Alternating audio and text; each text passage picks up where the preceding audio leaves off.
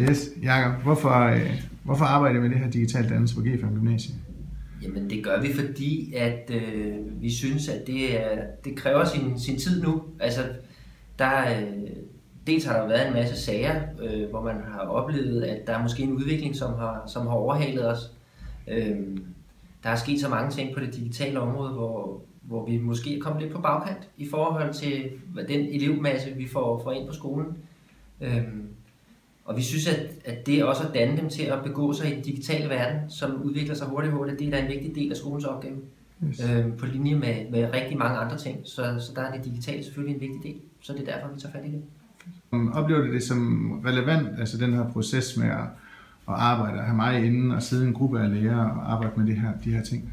Ja, det er super relevant. For det første selvfølgelig, fordi at sådan en proces kan give nogle input udefra, og måske kan inspirere ud over det, som vi selv kan, selvom vi har masser af dygtige folk ansat. Så er det altid godt at lære af andre og blive klogere.